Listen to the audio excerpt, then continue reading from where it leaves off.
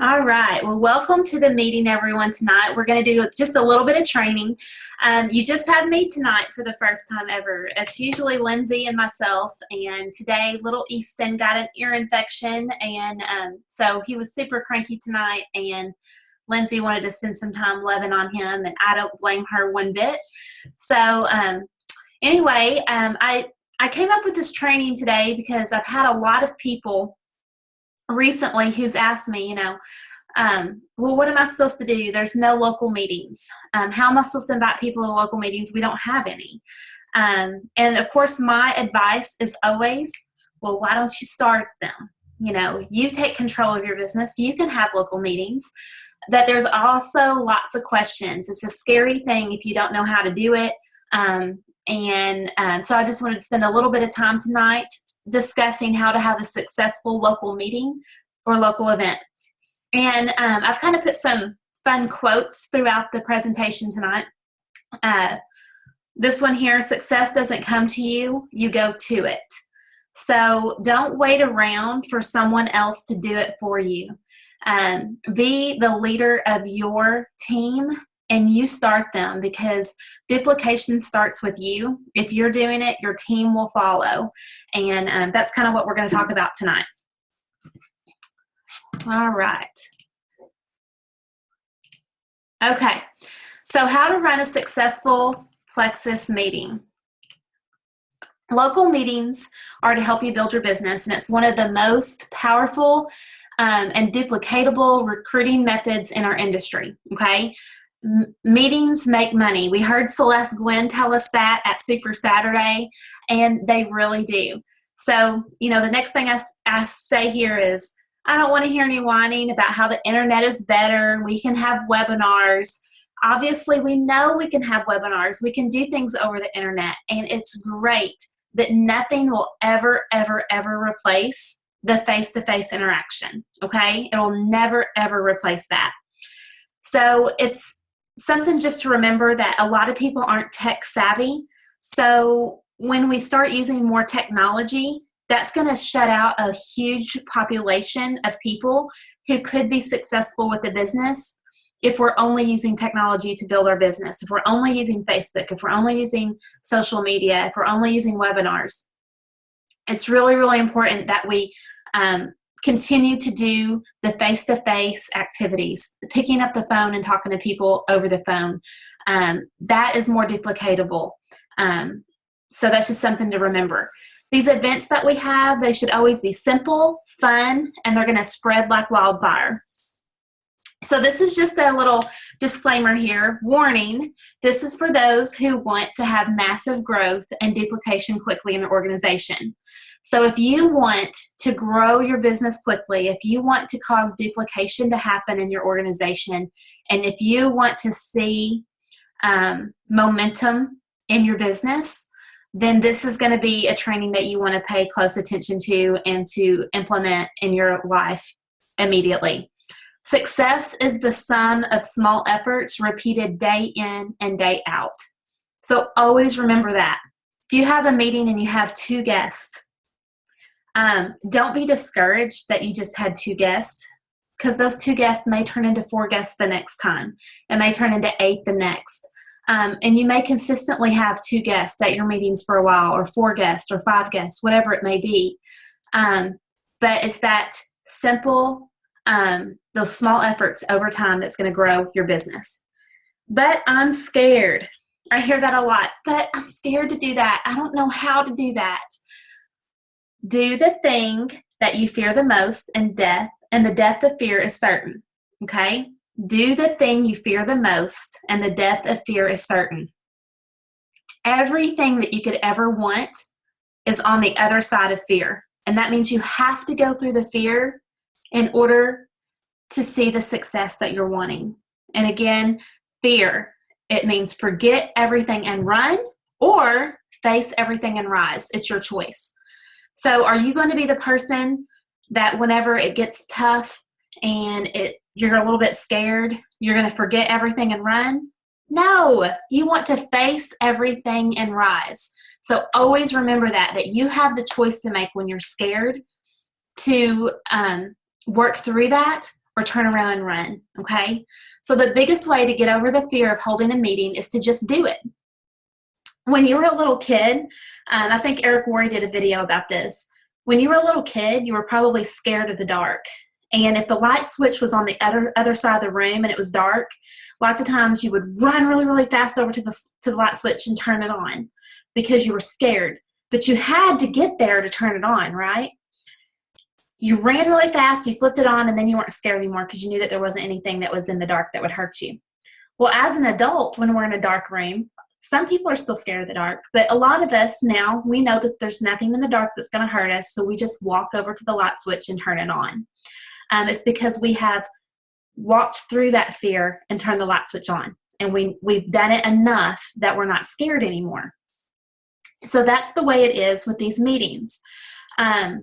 You know, you may not want to hear this from me. You may not want to hear me just say the only way that you're going to become successful at this is to just do it.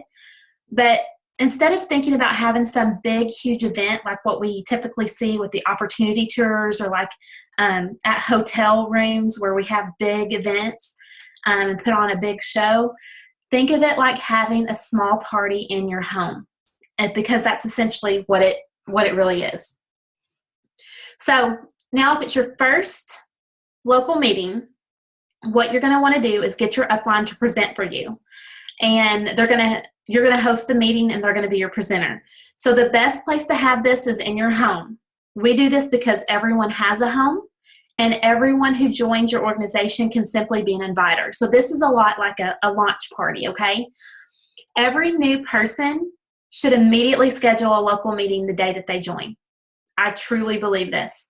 When someone joins and you go through the welcome, your training manual or whatever it is that you go through to show them the back office, and you're teaching them how to make an order, and you're teaching them about your team pages and where to find documents that can help them build their team. One of the things that you should do is schedule their local meeting or their launch party the day that they join, and this should be done within 2 weeks of the start date. Every person who's joined my team who has had a launch party or a local meeting within their first 2 weeks has hit the ground running with their business. The people that have put it off for a month or more, some people have over time built some excitement, but a lot of people lose their excitement and they just kind of fall by the wayside. So if you want people to start seeing success in their business quickly, so that way they stay with you and they're excited about the business, get them to schedule that meeting within 2 weeks, and we'll get the ball rolling for them. Now, if you're one of those people like me who lives in, a fixer-upper, and you feel like your house isn't good enough to invite people over to, you're wrong.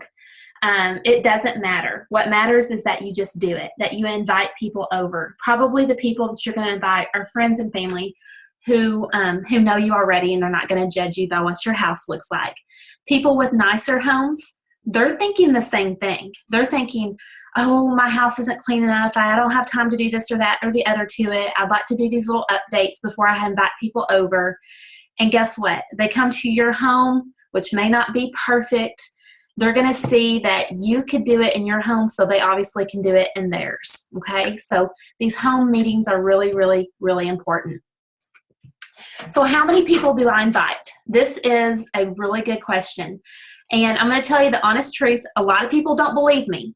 Every time that I talk to brand new ambassadors and I say, you need to invite 100 people, they don't believe me, okay?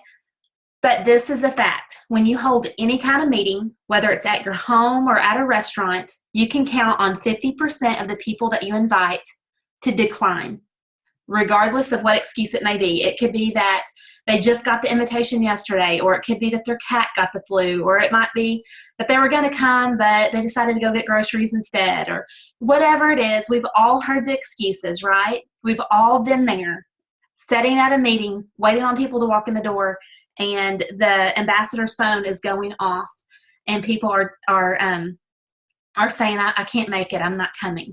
So, but right off the bat, when you invite 100 people, or however many people you invite, 50% are going to decline, okay? So if you invite 100 people, 50 of them are going to say no. Now, of the 50 that don't tell you no, 60% of those 50 will either cancel or just not show up, okay? 60% of that 50 will either cancel or not show up. So depending on your opportunity, you can expect that of the people who show up, 50% of those, half of those are going to do something. They're either going to become customers or they're going to join the business opportunity. So let's say that you have this grand opening of your business, you're having this launch party for your business in your home, and you invite a minimum of 100 people. You're probably going to end up with about 10 guests to show up, okay? Anything more than that, then that's awesome. That's just icing on the cake. So figure if you have 10 guests show up, half of them are going to do something with it, become customers or ambassadors. Then you've had a very successful launch party or a very successful local meeting. Of those 5 that do something, let's say they all sign up as ambassadors, we're going to schedule their events within the first 2 weeks, their local home parties in the first 2 weeks. So now what if you're having a meeting at a local restaurant? A lot of us have done this. The best way to get people to come to a local restaurant meeting is to bring them. So if you're on my team, you've heard me say before, if you have 4 empty seats in your car, then you need to have 4 rear ends sitting in them going to your meeting. You need to have 4 people going with you. There's really, really, really no excuse to show up to a local event without a guest or without guests, because these events that we have are to build your business, okay? Not trying to sound harsh at all, but it's the truth.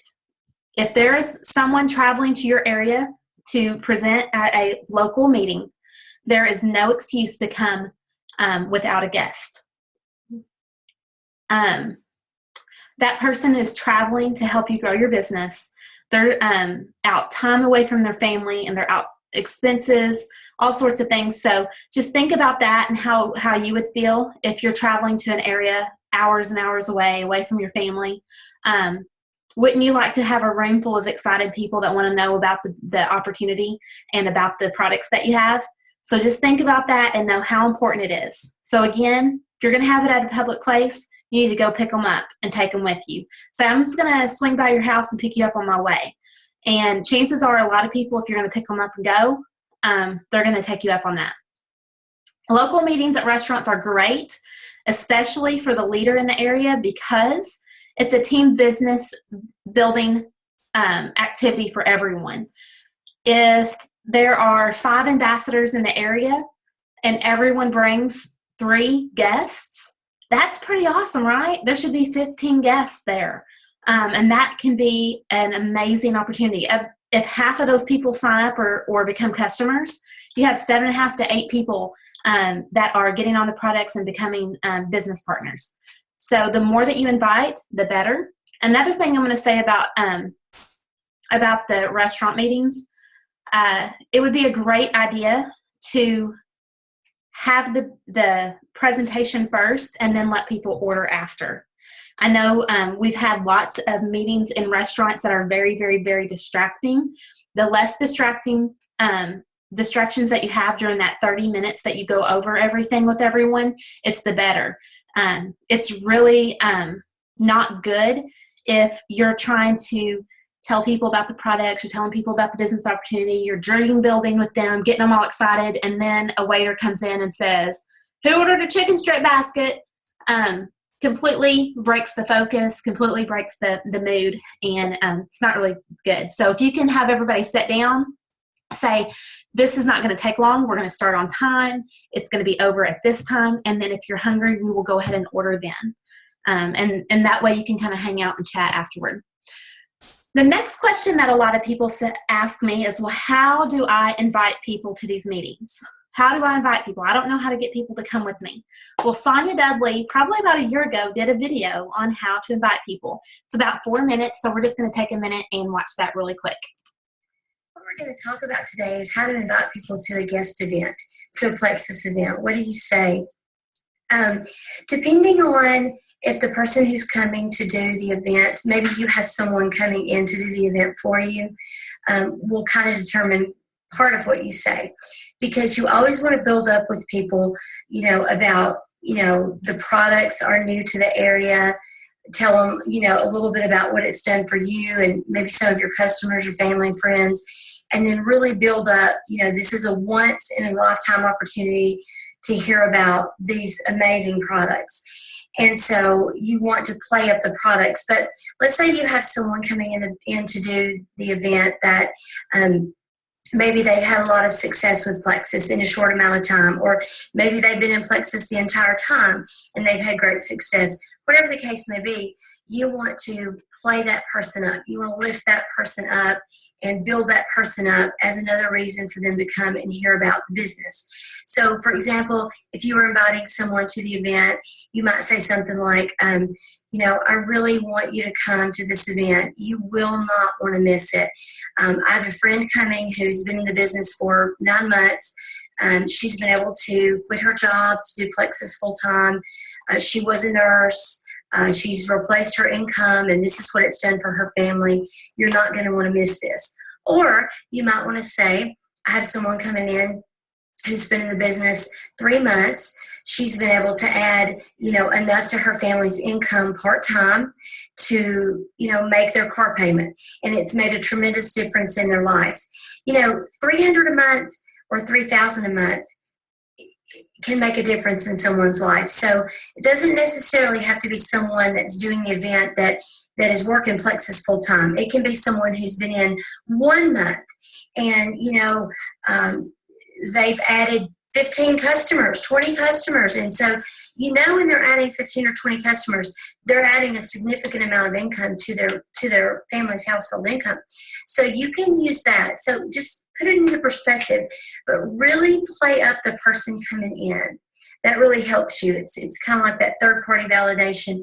Also, as far as talking about the products, just say, this is a product that it's a breakthrough in products. I've never seen anything like it. This is what it's done for me. This is what it's done for my mom, my sister, my friend. And just tell some stories and be sincere and just say, I don't know what you have going on that night, but if there's any way at all that you can be there that night, I promise you, you will be so glad you came. There's a lot of lives in this town that you can change. You need to come and hear about it because you know a lot of people who need what this product has to offer. So play that up. Let's just say that you are the one wanting to do the event in your town. Maybe you've been in the business for 1 month, 3 weeks, 2 months, and you're not sure what to say. Use your story. Use the fact, I'm looking for some power partners to run with me with this business. We can put our town on the map, and we need some people who are excited about helping people and making a difference. And I want you as a power partner. I want you to come check out what I'm doing. I want you to hear about the products.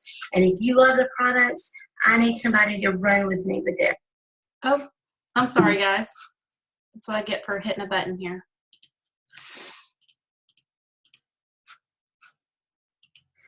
What we're going to talk about. Okay, we're just going to move on. That is a video that you can find on Sonia's YouTube channel if you want to watch the end of it. But essentially, she gave you some good talking points. It's almost over about how to invite people to meetings. It's really, really important that you build up the importance that this isn't something that just comes around all the time. Because you may have a leader in your upline who comes and does meetings 5 or 6 times over the course of maybe 6 months. But as it starts taking off there, then it may be time for them to kind of change their focus onto another part of their team. And then that team is going to start kind of doing their own thing. So as you have people coming in from your upline that's been in the business for a while, take advantage of that and really invite people and tell them how important it is that they get there and they see this now, because it's not going to be something that happens all of the time. Okay, so what about the presentation? How do you lead a meeting, and what do you do with the presentation? Well, what I like to do is I like to work together as a team. So if we have a meeting that is scheduled to start at 7, guess what? You don't start at 7:05. You don't start at 7:10. You don't start at 7:15 or 7:20. You start at 7, okay? Those of you who've seen me do events, you know how OCD I am about that, right? It is not something that I take lightly. If I have guests that's sitting in the room because we told them that the event was going to start at 7, and we told them that it was going to be a short meeting, because I typically tell my team to tell people it's going to last about 30 to 45 minutes. If we don't get started until 7:15 and it lasts 30 to 45 minutes, we're not out till 8 when I told them that we were going to be done at 7:30 or 7:45. I don't like to reward the people who are not mindful of when things start, okay? So think of it this way. You have guests come who are being respectful of your time by showing up on time. And then the time comes and you're waiting because somebody texted you and they said, I'll be there in 5 minutes. And somebody else said, I'm on my way. And you're waiting to start for these people who are late. You're rewarding the people who are late, okay, instead of the people who were being respectful of your time. And you are punishing the people who were respectful to you. So that is just something that I want everyone to remember. It does not matter who tells you that they're running late. You still start that meeting at 7 o'clock or whatever time that you say that you're going to start it. The host, so the person that is hosting the event, should let everyone know that you're getting ready to start in about 5 minutes so everybody can grab their seats. And if I'm doing the presentation, what I do is I have someone, a team member in the area or the host, introduce me. Okay, and like Sonia just said, you really want to build up your presentation, your presenter. You want to build them up. You want the people in the room to be excited to hear what your presenter has to say. So the goal here is to just kind of build them up and make them feel like they're the big cheese. So it doesn't matter if they've been in the business for 3 weeks and they're excited and ready to start having an event and being a presenter. It doesn't matter if they've been in it for 3 months, 3 years, 30 years, doesn't matter. Build them up. Give them some credibility. There was something I was going to say here and I can't remember. But we'll just go ahead and move on. I also like the host or the hostess to share a little bit about why they joined the company and maybe a little bit about their experience, okay? So when they get up to introduce the speaker or the presenter, they're going to say, I'm so excited to have you guys here tonight because, when I got started to lose weight, and then what I found is that I had all these other amazing results. My husband has had amazing results. You kind of go in and hit some bullet points for just maybe a minute, and then maybe a little bit about the business and say, because I've had such amazing results personally, and I know several other people that are in this room have had the same types of results, I know that the guests are going to be really excited to hear what Sonia has to say tonight. So please help me welcome our speaker, Sonia Dudley, who's a Diamond Ambassador with the company. She has seen amazing success with our company, amazing success with the products, and I cannot wait for you to hear what she has to say. So please help me welcome her. Something like that. It doesn't have to be big and fancy, but just give some validation to that speaker. The ideal situation is for you to host the event and have your upline leader present. Okay, so if you're hosting an event, the ideal situation is to have some outside person come in, meaning your upline or someone that's a leader in your company, to come in and give the presentation. However, there are situations where there are people who are serious enough about the business that they will be able to do the presentation themselves. But it does help to have that third-party validation by having someone else come in. Now, some people are long distance, okay? My team has always been long distance. Those of you who's on the call from Sikeston, I don't think any of you that's on the call from Sikeston are in my organization. You may be in Lindsay's, but you're not in mine. However, I still consider you guys all my teammates. That being said, I don't host a lot of meetings locally because my team is all mostly long distance. So how can you do a presentation long distance? Well, we can do Google Hangout, we can do Zoom, we can do any other type of online meeting, and your leader can present. I've done this before where I've sat at my desk just like this. I've had some products that I hold up and I tell my story. Now we have the videos that we use. So as the hostess or the host, you can connect your computer to your TV using an HDMI cable. You can get those for like $10 or $15 and play the online presentation, okay? So we can play the product overview video, we can play the compensation plan video, we can play a Diamond documentary to use as a testimony. And that can be your presentation if you're doing it yourself and you don't have an upline leader that's speaking. You can also hook up that HDMI cable and have the capability of having your upline right there in the comfort of your living room by using these Google Hangouts or Zooms. You can also reach out to corporate and ask them if there's someone further up in your upline that is more local to you, that's closer to you, so that way they can help you. Sometimes you may have people in your upline and you just don't know it. They may be a level 7, 8, 9 above you, and they may be local to you and you didn't even know that they were there and they could help you. You can do a simple step-by-step presentation with or without your upline. We have a PowerPoint that we use every, one Tuesday night a month that we do our opportunity event with through Zoom. Lindsay and I do it. We can provide that to you. You've probably seen it a lot if you've been on the team for a while. And you do the same thing. We go over a little bit about the products. We show the product video. We raise objections and take care of those before people can even ask those or bring up those objections themselves. Then we play the business opportunity video, and then we finish. And it takes about 30 to 40 minutes by the time we have a couple testimonies in there. This is something that you can do. It's a very duplicatable system.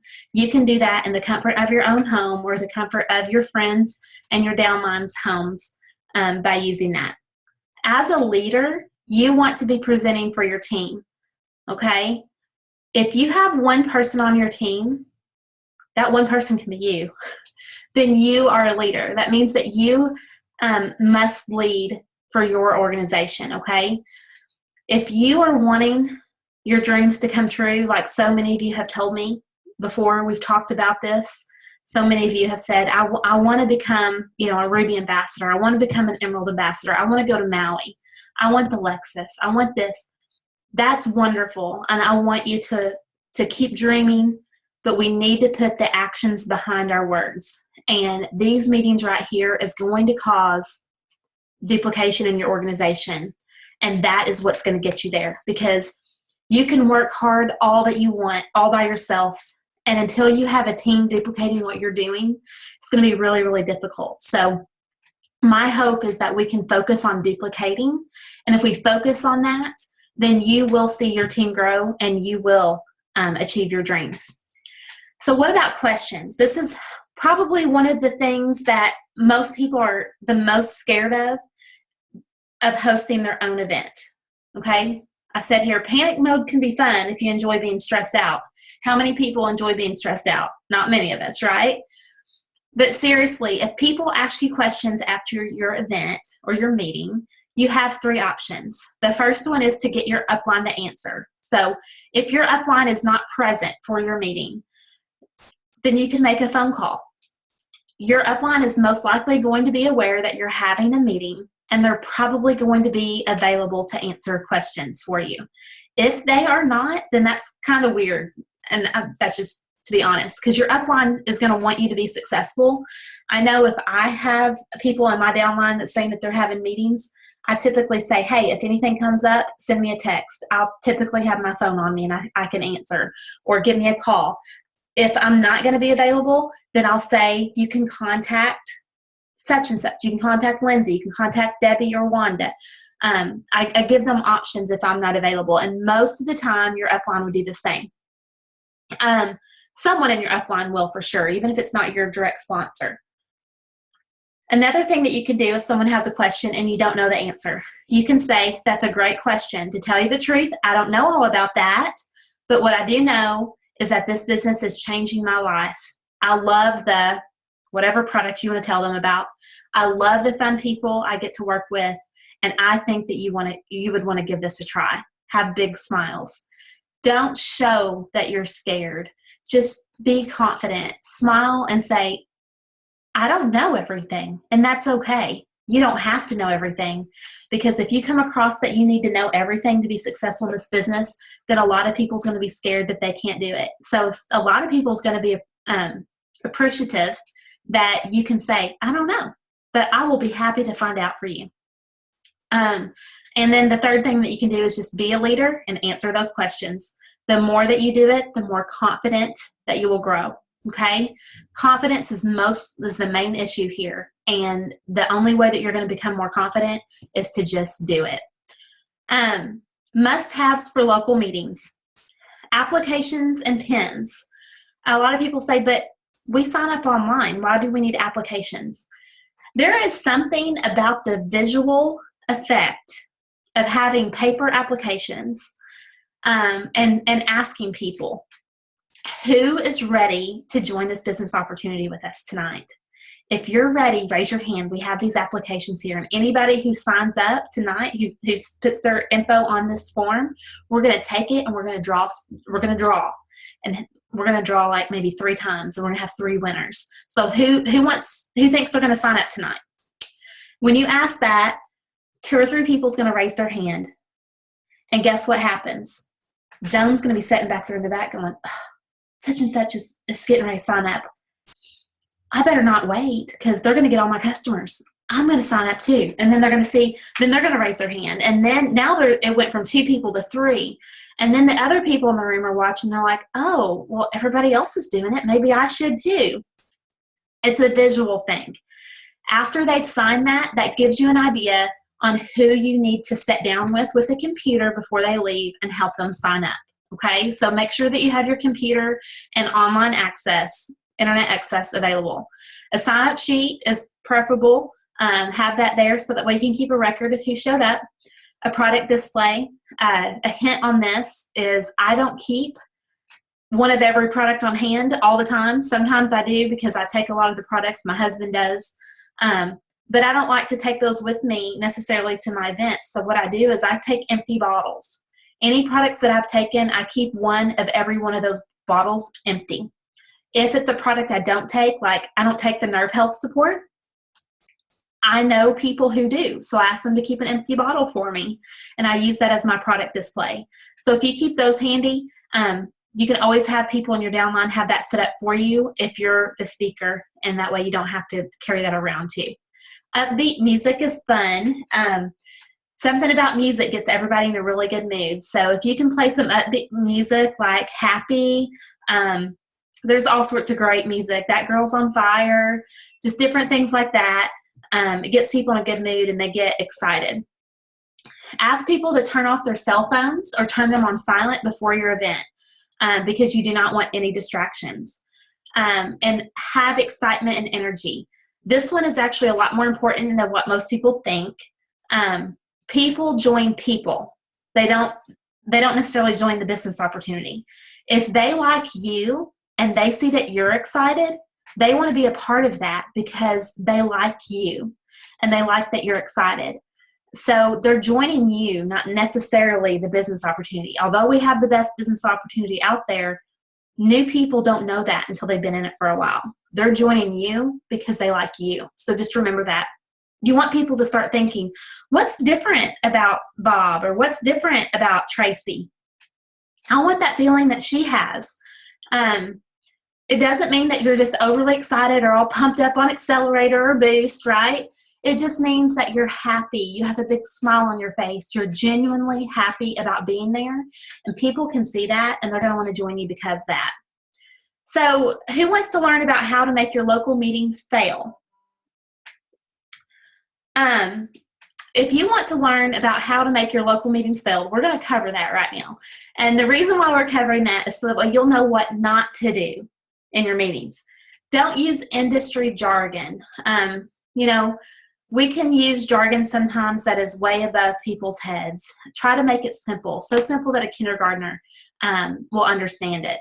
I laugh because my kids can explain Plexus and they can explain parts of our compensation plan to people without me helping them. That's what you want to do. You want people to understand it so simply that a kindergartner could explain it. Don't complain or comment on how someone isn't there yet. You need to focus on the people who are there. It goes right back to starting on time. Don't be concerned on who's not there or who's going to be showing up late. You focus and give your time and your energy to the people who are there. Don't talk about how hard it is or how you haven't sponsored anyone yet. Sometimes we have ambassadors who are just getting started and they might be in the business for 2 weeks and they're like, this is hard. I haven't sponsored anyone yet. You know what? I didn't sponsor anyone for almost 2 weeks into the business either. And some people haven't. Sarah Marvel didn't even hit silver until she was in the business for 9 months, I think. So, don't talk about that. Instead, focus on what is going good. How many people have you shared it with? How many seeds have you planted? And also, don't hard close. If any of you have been to my meetings, you'll know that at the end, I tell people, you have 3 options. Here are your 3 options. Most of you know what those 3 options are. I will support you and help you in whichever option that you choose. You can become a customer, you can become a wholesale ambassador, or you can join the business opportunity and become a business partner with us. Whichever option that you choose, I am happy to support you in. Okay? There is no way that I'm going to hard close and I always think back to when I was we were buying one of our vehicles and we went to this dealership and they were hard closing on us. It felt like they were hanging on to my ankles and they weren't going to let me go out the door until I bought a car off their lot. And guess what? I did not buy a car off of their lot. So think about that. Think about how you want to be treated and don't try to hard close people. Don't talk about the nitty gritty comp plan stuff. We get paid 11 different ways. That's a little overwhelming to people. We don't have to explain it all to people. Instead, just talk about the perks and about how great it was for you, and tell stories. You don't have to go into all the details about the compensation plan. That will come as they start getting some paychecks. Then you can sit down and go over the nitty-gritties with them. Don't talk about anything negative. I've been to meetings where people say, oh, I lost 15 pounds in my first month, and then I kind of hit a plateau, and I haven't lost anything in 2 weeks. Well, that person, all the guests in the room heard, I haven't lost anything. Okay, I lost 15 pounds in 2 months. I haven't lost anything in 2 weeks. The only thing that they heard is I haven't lost anything. They didn't hear all the good stuff. So leave the negative out and talk about the positive. Okay, if you share something negative, be sure to say, to follow it up with definitely positive. But this is what I learned because of this negative experience. This is what I learned, and follow it up with positive. Don't introduce new additional information after the presentation. You want to cover everything during the presentation and then be done. Don't beg and plead people to join. If you don't start on time, that's a way to cause your meetings to fail. Don't say way too much. Keep it short, simple, to the point, 30, 40 minutes tops. And this is a big one. Don't allow interruptions and questions during your presentations. And this can start with the ambassadors on your team. Teach your team to be respectful of the presenter, to sit quietly until it's over or unless asked. Because interruptions such as the waiter coming in, people that want to tell their story and then they end up telling a 15-minute story, you've lost control of your event.